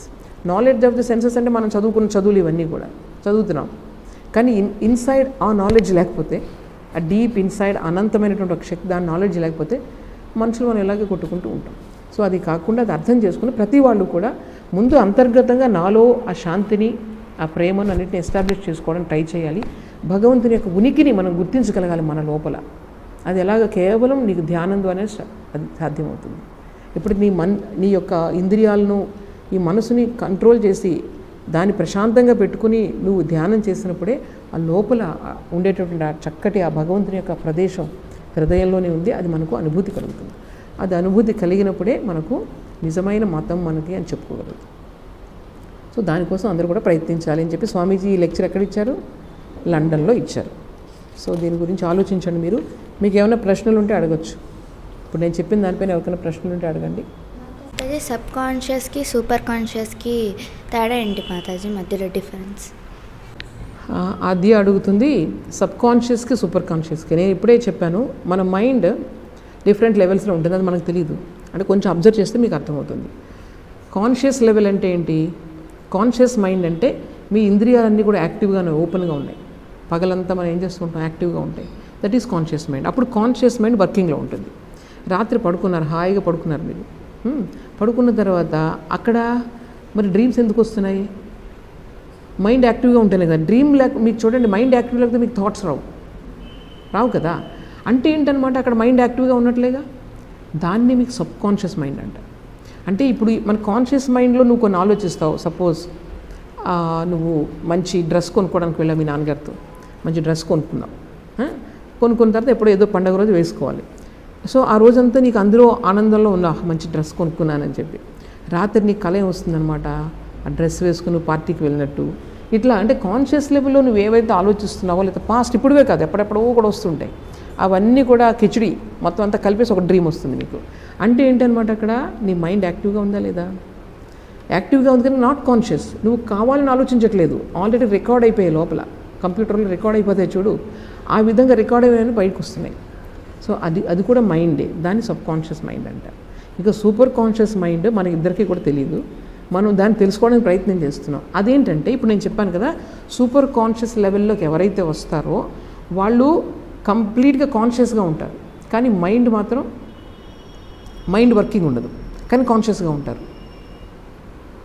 అంటే ఏంటి, నీలో థాట్స్ ఏం రావు. అంటే నేను అన్ని చదివిన దాన్ని బట్టి చెప్తున్నాను, నేను పెద్దవాళ్ళ జీవితాలను చూసిందే అట్లా చెప్తున్నాను నేను. అనుభూతి అంటే ఎట్లా ఉంటుందంటే, ఇది నువ్వు కాన్షియస్గా కళ్ళు తెరిచే ఉంటాయి, చెవులన్నీ వింటూనే ఉంటాయి, కానీ you are in a different world. అంటే థాట్ ఉండదు అక్కడ, కానీ యు ఆర్ కాన్షియస్. ఎవ్రీథింగ్. అది సూపర్ కాన్షియస్ లెవెల్ అంటారు అనమాట. ఆ సూపర్ కాన్షియస్ లెవెల్లో నువ్వు ఇంటెన్స్గా కాన్షియస్గా ఉంటావు. ఇంటెన్స్ అంటే చాలా కాన్షియస్ అనమాట. ఇక్కడ డీవియేషన్ ఉంటుంది. ఇప్పుడు నేను నీతో చూస్తున్నానా, ఈ పక్క నుంచి కొంచెం అటు చూస్తున్నాను, నేను ఇటు చూస్తున్నాను అంటే my attention is deviated conscious లెవెల్లో. అర్థమైందా? సో అక్కడ సూపర్ కాన్షియస్ చెప్పామే, అక్కడ నీకు డీవియేషన్ ఉంటుంది అనమాట. ఇంటెన్స్ కాన్సన్ట్రేషన్ అది. దానికి మామూలుగా రాదు, అది ఎన్నో ఏళ్ళు తనకి. అందుకే హిమాలయాలకు అక్కడికి వెళ్ళిపోతూ ఉంటారు. ఎందుకు? ఎవరు ఉండకూడదు అక్కడ, మైండ్ సైలెంట్గా ఉండాలి. సైలెంట్గా ఉంటే మీరు ఎప్పుడైనా వెళ్ళి చూడండి హిమాలయాస్కి ఎక్కడెక్కడైనా, సైలెంట్గా ఉంటుంది. ఎర్లీ మార్నింగ్ మీరు చూస్తే intensely conscious you will feel. ఏం థాట్ రాదు అసలు, but so happy you will feel. మనంతా 4 పక్కల కూడా పెద్ద పెద్ద కొండలు, మంచు కొండలు అంతా అక్కడ చూసేటప్పటికి ఆటోమేటిక్గా మైండ్ కాన్షియస్ అయిపోతుంది. థాట్స్ అన్నీ మీకు ఇదైపోతుంది, ఇక్కడ ఏ థాట్ రాదు. సో అందుకే నేచర్ మిస్టిసిజం అంటారు. మంచి నేచర్లోకి మీరు వెళ్ళారనుకోండి, మీరు అదంతా ఎందుకు, ఎక్కడ మీరు మంచి ల్యాండ్స్కేప్ ఉంటుంది అంటే ఎక్కడ మనుషులు లేరు. ఒక కొండెక్కండి, అక్కడ నుంచి ఎక్కడ మనుషులు లేరు. మీరు అక్కడ నుంచి ఒక మంచి సూర్యోదయాన్ని చూడండి, ఎంత బాగుంటుంది. చూడగానే మీకు థాట్స్ ఏం రావు, ఒక విధమైన ఆనందం వస్తుంది లోపల నుంచి. థాట్ స్టాప్ అయిపోతుంది అక్కడ, వేరే థాట్స్ రావు. దట్ ఈజ్ నేచర్ మిస్టిసిజం అంటారంటే ఒక అందమైన ఒక ప్రకృతిని చూసినప్పుడు ఆటోమేటిక్గా మిస్టిసిజం అంటే ఏంటంటే mind stops, but you are conscious. That is super conscious state. అర్థమైందా? అది మామూలుగా అర్థం అవుదమ్మా. మనకేంటంటే దానికి ప్రయత్నం చేయాలి. ప్రయత్నం చేస్తే మనకు ఎప్పుడో కలగదు, మనకి ఎప్పుడు కాస్తే అప్పుడు అది కలుగుతుంది అనమాట. మైండ్ ఎప్పుడు కావాలంటే అప్పుడు నువ్వు జస్ట్ ఎక్కడ కూర్చున్నా సరే నువ్వు ప్రాక్టీస్ చేసి ఉంటే నువ్వు కావాలి నేను మైండ్ నేను చేసుకుంటాను అంటే అది అయిపోతుంది. మాకు ఈ స్వామీజీ వాళ్ళు ఆపరేషన్ వీపీ మీద పెద్ద కురిపేసి ఆపరేషన్ చేశారు. దానికి ఏంటి అనస్థీషియా తీసుకోలేదు ఆ స్వామీజీ. ఆ స్వామీజీ అన్నారు, నా మైండ్ని నేను ఆ స్టేట్లోకి పంపిస్తాను, ఒకసారి ఆగండి, 1 గంట మీరు ఆగండి, తర్వాత మీరు ఆపరేషన్ చేయండి అని చెప్పారు. డాక్టర్స్ అందరూ ఆశ్చర్యపోయారనమాట. ఆయన 1 అవర్లో ఆయన మెడిటేటివ్ స్టేట్లోకి వెళ్ళారు. ఎందుకంటే ఎప్పుడు చేసి ఉన్నారు చిన్నప్పటి నుంచి. వాళ్ళు దాన్ని ఒక్క మాట ఆయన మాట్లాడలేదు. అంటే ఆ స్టేట్కి తీసుకెళ్ళొచ్చు అంటే అంత పవర్స్ ఉన్నాయి మైండ్కి, చాలా పవర్స్ ఉన్నాయి మైండ్కి. అయితే ఊరికే కూర్చుంటే రాదు అది, కూర్చొని మన టీవీలు ఫోన్లో చూసుకుంటే రాదు అది. దానికి ప్రయత్నం కావాలి. దానికి ఆ ఆనందం ఒకసారి కలిగితే ఇంక జీవితంలో నీకు ఏది వేస్ట్ అనమాట, ఏది నీకు ఇంట్రెస్ట్ ఉండదు అసలు. అలా కూర్చుంటే ఆనందంలో మునిగిపోతాం, ఇంకేం లేదు. That is super conscious state. So ప్రతి మనిషి ఆ స్టేట్ కలగలగలడు. దానికి మనం ప్రయత్నం చేస్తూ ఉంటేనే మన జీవితం చక్కగా ముందుకెళ్తుంది. అదే భగవంతుడు అంటాం, మేము రకరకాల పేర్లతో పిలుస్తాం. Very good.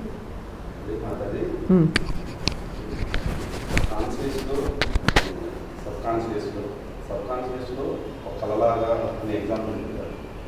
ఆ కళ మనకి మన అనుభూతి లేకుండా అది కళ వస్తూ ఉంటుంది. దాని అనుభూతి అనేది మనం చెప్పిన రకంగా వెళ్ళదు.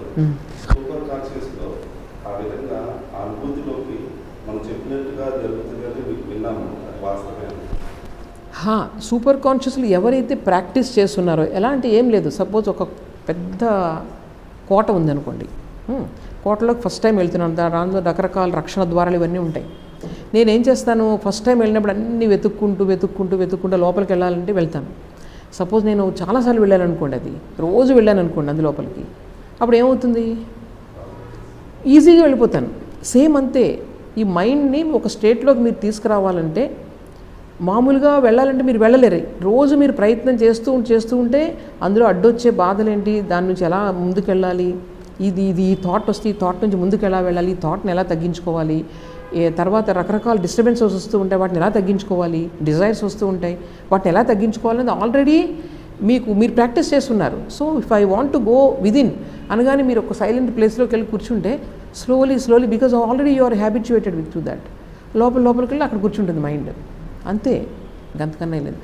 రోజు మనం స్లీప్లో వెళ్తాం, ఆ స్టేట్లోకి స్లీప్లోకి వెళ్తాం, కానీ అన్కాన్షియస్గా వెళ్ళిపోతాం, అలా పడిపోతాం, నిద్ర వచ్చేస్తుంది అంతే. కానీ అదే ఈ సమాధి, ఈ సూపర్ కాన్షియస్ స్టేట్ అంటే మీరు స్లీప్లోకి ఎలా అన్కాన్షియస్గా వెళ్ళిపోతారు, కాన్షియస్గా వెళ్ళడం అనమాట. కాన్షియస్గా వెళ్ళడం, ఇవన్నీ కూడా ఫ్యాక్ట్స్, ఇవన్నీ కూడా అనుభవించిన వాళ్ళు ఉన్నారు, మేము చూసాం, చెప్తున్నాను అటువంటి వాళ్ళు చూసాం. సో వాళ్ళ ఫ్యాక్ట్ ఏంటంటమాట, అలా ప్రాక్టీస్. అందుకని కేవలం వినడం వల్ల, లెక్చర్స్ వినడం వల్ల, చెప్పడం వల్ల, చదవడం వల్ల ఏం రాదు. కేవలం ప్రాక్టీస్. ఎన్ని గంటలు కొంచెం తినేసి కూర్చుంటారు అంతే, ప్రాక్టీస్ చేసేవాడు రోజంతా మైండ్ని బాడీని ఫిట్ పెట్టుకొని ఇంకా ఒక సైలెంట్ ప్లేస్లోకి వెళ్ళిపోయి ఇంక వాళ్ళు అలా ఒక 12 ఏళ్ళు చేస్తే and you will master your self. 12 ఏళ్ళు అంటారు. అది దానికి అంత శక్తి వస్తుందన్నమాట. వాళ్ళు మాట్లాడే మాటకు కూడా అంత పవర్ ఉంటుంది, మర్చిపోలేరు మీరు. అటువంటి వాళ్ళు మాట్లాడితే మీరు మర్చిపోలేరు. ఆ మాటలకు అంత శక్తి వస్తుందన్నమాట. ప్యూరిటీ, అంత ప్యూరిటీ వాళ్ళకి ఏం లేదు. ప్రపంచ భగవంతుడితో అనుసంధానం తప్ప ఇంకే పని లేదు ఈ ప్రపంచంలో. సో అటువంటి వాళ్ళ మాటలకి శక్తి ఉంటుంది. అది స్వామీజీ చెప్తారు. అది అంతేనా? ఇంకెవరికైనా ఉందా? ఎందుకు మాతాజీ అందరి అనుభూతి ఒకేలాగా ఉండిద్ది? అందరి అనుభూతి ఒకేలా ఉంటుంది ఎవరు చెప్పారు? అసలు ఒకలా ఉండదు. ఎక్కడ అనుభూతి ఒకలా ఉంటుంది? ఎక్కడ అనుభూతి అంటున్నావు? అంటే సూపర్ కాన్షియస్ లెవెల్లో అనుభూతి ఒకేలా ఉంటుందనా? Very good. అదైతే చాలా మంచి ప్రశ్న. వెళ్ళి చిన్నపిల్లలు ఎంత మంచి ప్రశ్నలు అడుగుతున్నారు చూడండి. నేను ఫస్ట్లో చెప్పాను కదా, ఇక్కడ మనకు మైండ్ లెవెల్లో చూడండి, చాలా మంచి ప్రశ్న ఇది. తను అడిగింది ఏంటంటే, సూపర్ కాన్షియస్ స్టేట్లో అతీంద్రియమైనటువంటి స్థితిలో అందరి అనుభూతి ఒకేలా ఉంటుందని నేను చెప్పాను కదా, అది ఎందుకు అని అడుగుతున్నాడు. నీ పేరేంటమ్మా? గౌతమ్ అడుగుతున్నాడు. ఏ క్లాస్ చదువుతున్నావు? 5th class. చూడండి, 5th క్లాస్ అబ్బాయికి ఈ క్వశ్చన్ వచ్చింది. వెరీ గుడ్, చాలా మంచి ప్రశ్న. చూడండి, చాలా ఈజీ ఇది చెప్పడం. ఏంటంటే, మన మైండ్ అంటే ఈ కాన్షియస్ లెవెల్లో, సబ్ కాన్షియస్ లెవెల్లో ఏంటి వర్కింగ్లో ఉంది? మైండ్ వర్కింగ్లో ఉంది. కాన్స్టెంట్గా మీరు అబ్జర్వ్ చేయండి, ఆలోచిస్తూనే ఉంటుంది మైండ్. మీరు ఆలోచనలు వస్తూ ఉంటాయి ఒక్కొక్కసారి. మీరు నా మాట వింటున్నారు, ఏదో ఆలోచన లోపలికి తిరుగుతూ ఉంటుంది. సో ఆలోచనలు అన్నవి మొత్తం వస్తూనే ఉన్నాయి. అయితే ఈ మైండ్ దేని వెనకాల వెళ్తుంది? దేన్ని అనుసరిస్తుంది? మన ఇంద్రియాలను అనుసరిస్తుంది. కళ్ళు చూస్తుంది అట్లాగా. అక్కడ ఏదో మంచి డ్రెస్ ఉంది, అప్పుడు ఏం చెప్తుంది? కళ్ళు బాగున్నాయి అని చెప్తే మైండ్ ఏం చెప్తుంది? నాకు కావాలి అంటుంది. అంటే మైండ్ దేన్ని చూస్తుంది? ఇంద్రియాలను అనుసరిస్తుంది. ఇంద్రియాలు లేకుండా మైండ్ ఏం లేదు అసలు. ఇంద్రియాలు వెనక తిరుగుతూ ఉంటుంది అనమాట. సో అందువల్ల ఇంద్రియాలు మీకు కరెక్ట్ పిక్చర్ చూపిస్తాయా? దేని గురించి అయినా కరెక్ట్ పిక్చర్ చూపిస్తాయా? అందరూ అన్ని రకాలుగా చూస్తారు. ఒకే మనిషిని నువ్వు మంచి అంటారు ఒకళ్ళు, వేరే వాళ్ళు చెడ్డ అంటారు. ఒకేలా చూపిస్తుందా మైండ్? చూపిస్తే మరి ఒకేలా చూపించాలిగా. అంటే మైండ్ ఏం చేస్తుంది? మైండ్ డెసిషన్ కరెక్ట్ అని ఒప్పుకుంటావా? ఎందుకంటే ఒకరికి మంచిగా కనిపిస్తుంది, నీ మైండ్కి చెడ్డుగా కనిపిస్తుంది. ఎందుకని? So mind is always dividing, intellect is always dividing. మన బుద్ధి, మనసు, ఇంద్రియాలు ప్రకృతిని విభజిస్తాయి. ఫర్ ఎగ్జాంపుల్, ఇక్కడ రూమ్లో ఎంతమంది ఉన్నారు? ఒకళ్ళు తెల్లగా ఉన్నారు, వాళ్ళు తెల్లగా ఉన్నారని చెప్తుంది. వీళ్ళు నల్లగా ఉన్నారని చెప్తుంది. ఇంకొకళ్ళు పొడుగ్గా ఉన్నారని చెప్తుంది. ఒకళ్ళు పొట్టిగా ఉన్నారని చెప్తుంది. వీళ్ళు ముస్లిమ్స్ అంటుంది, వీళ్ళు హిందూస్ అంటుంది. ఏం చెప్తుంది మీకు? అది మీకు కళ్ళే కదా ఫస్ట్ చూసాయి. వాళ్ళు ముస్లిం డ్రెస్లో ఉన్నారంటే వాళ్ళు ముస్లిమ్స్ అని ఎవరు చెప్తున్నారు మీకు? కళ్ళు చెప్తున్నాయి. కళ్ళుని ఎవరు ఫాలో అవుతున్నారు? మైండ్ చెప్తుంది. మైండ్ చెప్తుంది వాళ్ళు వేరు, మనం వేరు అని. అక్కడ ఏం చేస్తుంది అనమాట? మైండ్ డివైడ్ చేస్తుంది. అర్థమైందా? అక్కడ మనం చెప్పుకున్నటువంటి సూపర్ కాన్షియస్ స్టేట్లో మైండ్ పనిచేయదమ్మా. మైండ్ అట్లా ఆగిపోతుంది, అంతే ఆగిపోతుంది. కేవలం అవేర్నెస్ వెనక ఏదైతే ఉందో, ఈ వెనక ఈ మైండ్కి శక్తి ఏది ఇస్తుంది? మళ్ళీ మీలో ఉన్నటువంటి దివ్యత్వం ఏది ఉందో, ఆ దైవం, దైవీ శక్తి ఏది ఉందో అది మైండ్కి శక్తి ఇస్తుంది. లేకపోతే మైండ్ కూడా పనిచేయదు. సో వెనక ఒక శక్తి ఉంది మనందరి వెనుక. ప్రపంచంలో అంతా శక్తి లేకుండా ఏమీ లేదు. అదే భగవంతుడు అనండి, ఏ పేరైనా పెట్టి పిలవండి. ఆ శక్తి లోపల ఉంది, అది ఒక్కటే యాక్టివ్ అవుతుందంట. మైండ్ అంతా కామ్ అయిపోతుంది. మైండ్ ఎప్పుడైతే సైలెంట్ అయిపోయిందో అప్పుడు ఆ వెనకనున్నటువంటిది ఆటోమేటిక్గా మీకు కనిపిస్తూ ఉంటుంది. ఎగ్జాంపుల్, ఇంకా మంచి ఎగ్జాంపుల్ చెప్తున్నాను. ఒక మంచి కొలను ఉంది. ఆ కొలంలో ఒక చంద్రుడు ప్రతిబింబం పడుతుంది. మంచి సైలెంట్గా ఉంది. మార్నింగే వెళ్ళావు, దాంట్లో ఎవరో చిన్న అబ్బాయి వచ్చి 2 రాళ్ళు వేశాడు అనుకోండి, అప్పుడు ఏమవుతుంది? కనిపిస్తుందా లోపల? ప్రతిబింబం కనిపించదు. అట్లాగే మన మైండ్ కూడా ఎట్లాగనమాట, రెస్ట్లెస్గా ఈ డిజైర్స్, ఆ థాట్స్, ఇవన్నీ ఉంటాయి. ఎప్పుడు అలా తిరుగుతూ ఉంటుంది. వెనక ఆల్రెడీ ఉంది, ఆ లైట్ అన్నది ఉంది, భగవంతుడు అనే లైట్ ఉంది. అది కనిపించట్లేదు మనకి. ఎంతసేపు ఇందులోనే, ఎందుకు ఎంతసేపు మైండ్తోనే మీరు తిరుగుతూ ఉంటారు చూడండి. మొత్తం ప్రపంచం ఎంతసేపు, రోజంతా చూడండి, మైండ్ ఎలా చెప్తే అలా వింటూ ఉంటారు. మైండ్ని కామ్ డౌన్ చేయడానికి ఎప్పుడు ప్రయత్నం చేస్తున్నాం మనం? మైండ్ కామ్ అయిపోతే, ఆ లేక్ ఏదైతే కొలను కామ్ అయిపోతే, ఆ వెనక ఉన్నటువంటి కనిపిస్తుంది న్యాచురల్గా, ఆల్రెడీ ఉంది అక్కడ. ఎందుకు కనిపించట్లేదు? నీ మైండ్ వల్ల కనిపించట్లేదు. సో మన ఏవ మనుష్యాణం కారణం బంధమోక్షయో, అన్ని రకాలుకి కారణం మైండ్ ఒకటే. సో దాన్ని కంట్రోల్ చేసుకుంటే అప్పుడు కంట్రోల్ చేసుకుంటే అందరికీ వెనకున్నది ఒకటేగా. సూర్యుడు అందరికీ ఒకేలా కనిపిస్తాడా? మరి మైండ్ లేదుగా అక్కడ. అందుకని అందరి ఎక్స్పీరియన్స్ ఒకేలా ఉంటుంది. అర్థమైందా? సో అందుకని మీరు అందరూ కూడా మైండ్ని కంట్రోల్ చేసుకుంటారా? ప్రయత్నం చేస్తారా? రోజు ఒక 10 నిమిషాలు కూర్చొని ఆ థాట్స్ అన్నింటిని అబ్జర్వ్ చేసుకుని థాట్స్ని కంట్రోల్ చేయడానికి ట్రై చేయండి. అందుకనే భగవంతుని నామం ఎందుకు అనుకున్నావు? మైండ్ని కంట్రోల్ చేసుకోవడానికి. ఓం నమ శివాయ నమ శివాయ నమ శివాయ. అది అలా ఫ్లో వచ్చి ఈ ప్రాపంచికమైనటువంటి సెకండరీ ఇంపార్టెన్స్ ఈ లైఫ్లో అన్నీ పక్కకి వెళ్ళిపోతాయి. అందుకనే మనం రోజు ఆ జపం చేసుకోవడం అన్నీ చేస్తూ ఉంటాం. ప్రార్థన చేయడం, ప్రేయర్ చేయడం అన్నీ కూడా దాని గురించి. అర్థమైందమ్మా? Very good. మైండ్ని అలా తిరగడం స్టాప్ చేయాలంటే ఏం చేయాలి మాతాజీ? అదిగో చూడండి ఏమడుగుతుందో. మైండ్ని అలా స్టాప్ చేయాలంటే అంటే ప్రాక్టికల్గా నిజమే కదా, ఆలోచించాలి కదా. ఆది అడుగుతుంది మైండ్ స్టాప్ చేయాలంటే ఏం చేయాలి. ఇప్పుడే చెప్పానమ్మా నేను భగవంతుని నామం అని. చూడండి దీన్ని కూడా చెప్తున్నాను. 1 hour అయిపోయింది ఆల్రెడీ మనకి. ఇంకోటి చెప్తాను, చాలా మంచి ప్రశ్న. సింపుల్గా చెప్తాను చూడండి. మైండ్ ఎలా స్టాప్ చేయాలంటే మైండ్ అంటే ఏంటి తెలుసుకోండి ఫస్ట్. మైండ్ అంటే ఏంటి? ఆలోచనలు, లేకపోతే భావాలు, ఫీలింగ్స్.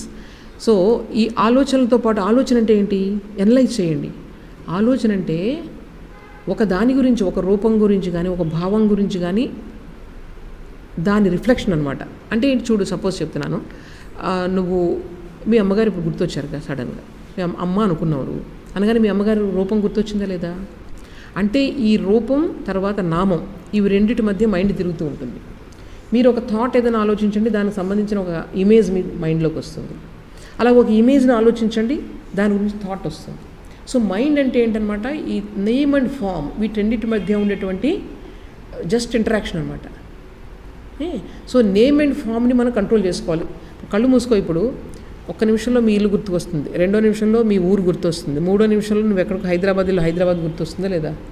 కాన్స్టెంట్గా ఏమవుతుంది మైండ్ అన్నది ఈ డిఫరెంట్ రూపాల మధ్య, తర్వాత డిఫరెంట్ ఐడియాస్ మధ్య తిరుగుతూ ఉంది. దాన్ని ఫస్ట్ ఏం చేయాలి? కంట్రోల్ చేయాలంటే ఒకే దాని మీద పెట్టడం నేర్చుకో. That is concentration. Concentration practice చేస్తే నువ్వు చదువులోనూ ముందుంటావు, అన్నింటిలోనూ ముందుంటావు. అంటే అనవసరంగా తిరుగుతూ ఉంటుంది అటు ఇటు. అటు చూసినప్పుడు టీవీ చూస్తే చూడాలనిపిస్తుంది, ఇక్కడ సెల్ ఫోన్ కావాలనిపిస్తుంది, రకరకాల అడుగుతూ ఉంటుంది మైండ్. కానీ వద్దు, ఇవన్నీ వద్దు, నీకు మంచి దాని మీద పెట్టుకోవాలని చెప్పి ఏదో ఒక మంచిది, ఒకటి మంచి చదువుకోవడం.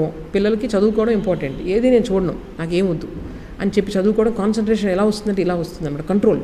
దానికి ఇంపార్టెన్స్ లేదు, ఎందుకు ఇస్తాను నేను ఇంపార్టెన్స్ అని చెప్పుకుంటూ మనసును కాన్సన్ట్రేట్ చేసుకోవడం ట్రై చేయాలి. అదే భగవంతుడి గురించి తత్వం తెలుసుకోవాలంటే భగవంతుడి మీద కాన్సన్ట్రేట్ చేయాలి. కాన్సన్ట్రేట్ ఏ పద్ధతి అయినా పర్వాలేదు, ఏ భగవంతుడు ఏ పేరైనా పర్వాలేదు, ఏ రూపమైనా పర్వాలేదు. నువ్వు కరెక్ట్గా ఉండాలి. ఈ దేని మీద నీకు ఇష్టమైన ఒక రూపం మీద కానీ ఒకటే నేమ్ అండ్ ఫామ్ మీద నువ్వు తీసుకొస్తున్నావు మైండ్ని. అలా కాన్సన్ట్రేషన్ పెరుగుతుంది. అలా కాన్సన్ట్రేషన్ పెరిగిన మైండ్ ఒక్కసారి మైండ్ ట్రాన్స్లేట్ చేస్తుంది. అంటే అది కూడా ఎగిరిపోతుంది, లాస్ట్కి ఎగిరిపోయి just you are as you are అనమాట.